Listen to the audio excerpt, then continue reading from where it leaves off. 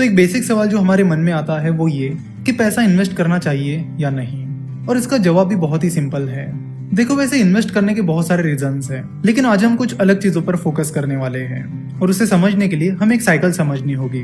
हम Indian saving में पीछे नहीं है, हम पीछे हैं तो इन्वेस्टमेंट में। और हम इन्वेस्टमेंट में इसलिए पीछे हैं क्योंकि फाइनेंशियल अवेयरनेस इंडिया में उतना कुछ खास नहीं रहा है।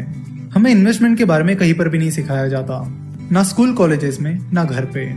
देखो, आप अगर अपना घर भी चला रहे हो तो उसमें मनी मैनेजमेंट का बहुत बड़ा रोल होता है।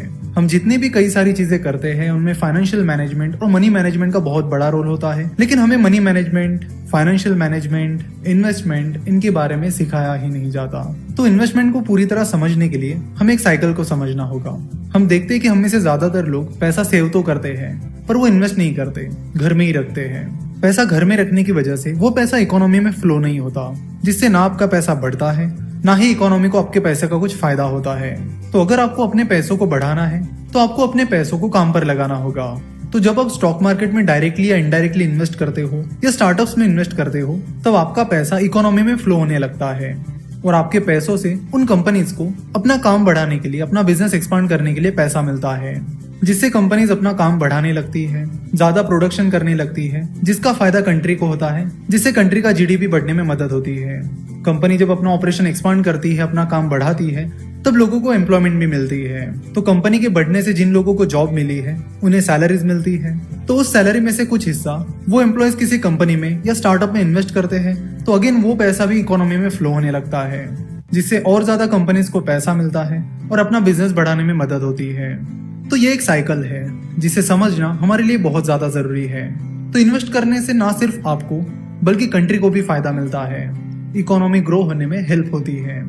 सिमिलरली, जब आप एफडी यानी फिक्स डिपॉजिट करते हो तो वो पैसा बैंक्स के पास जमा होता है, फिर बैंक्स उस पैसों को किसी बिजनेस को लोन देने के लिए यूज करती है, तो उससे भी आपका पैसा इकोनॉमी में फ्लो होने में मदद होती है और इकोनॉमी को उसका फायदा मिलता है।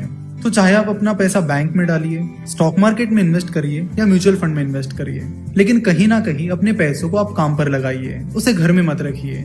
अगर आप अपना पैसा घर में रखोगे तो इन्फ्लेशन की वजह से उसकी वैल्यू कम हो जाएगी, ना आपको उसका फायदा मिलेगा ना हमारे देश को। अगर आपको इन्फ्लेशन क्या होता है ये पता नहीं है तो आपको बता दूं कि अगर आपके पास आज 1000 रुपीज है तो उस 1000 रुपीज की वैल्यू एक साल बाद उतनी नहीं रहेगी जितनी आज है, यानी उसकी वैल्यू एक साल बाद कम हो जाएगी। अगर आप 5 साल बाद बात करोगे तो 5 साल बाद और कम हो जाएगी, 10 साल बाद और कम हो जाएगी। जैसे कि हम कई बार हमारे दादा दादी या नाना नानी को ये कहते सुनते हैं, हमारे जमाने में तो ये चीज बस 10 रुपए की ही मिलती थी और अब देखो इसकी प्राइस कितनी बढ़ गई है। तो इन शॉर्ट ये इन्फ्लेशन इफेक्ट है। अगर आप अपने पैसों को इन्वेस्ट नहीं करोगे, काम पर नहीं लगाओगे और घर पे ही रखोगे तो उसकी वैल्यू कम होती चली जाएगी, जिसका ना आपको फायदा होगा ना हमारे देश को। तो इन्वेस्टमेंट करते समय आपको ये देखना होगा कि आपको जो रिटर्न्स मिल रहे हैं वो इन्फ्लेशन से कम है या ज्यादा। इसके बारे में हम आगे चर्चा करेंगे। इन्वेस्टमेंट करने के लिए नेक्स्ट चीज जो आती है वो होती है फ्यूचर प्लानिंग, यानी जब तक आप काम कर रहे हो तब तक ठीक है, लेकिन जैसे आप काम करना बंद कर दोगे तो फिर पैसा कहाँ से आएगा।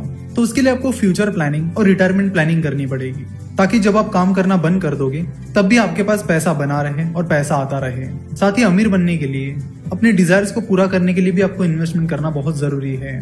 तो इन्वेस्टमेंट एक 2 वे गेम है, जिससे ना सिर्फ आपको बल्कि कंट्री को भी बेनिफिट मिलता है। नेक्स्ट लेक्चर में हम कुछ इन्वेस्टमेंट स्ट्रीम्स के बारे में बात करेंगे, यानी वो कौन कौन से इन्वेस्टमेंट एवेन्यूज हैं जहां पर आप इन्वेस्ट कर सकते हो, कौन सा तरीका आपको सुटेबल हो सकता है और कौन सा नहीं। इन सब चीजों के बारे में हम नेक्स्ट लेक्चर में बात करेंगे। आशा करता हूँ कि आपको वीडियो पसंद आई होगी। हमसे जुड़े रहने के लिए आप हमें फेसबुक, ट्विटर और इंस्टाग्राम पर फॉलो कर सकते हो। वीडियो देखने के लिए और हमारे साथ जुड़े रहने के लिए आपका बहुत बहुत धन्यवाद।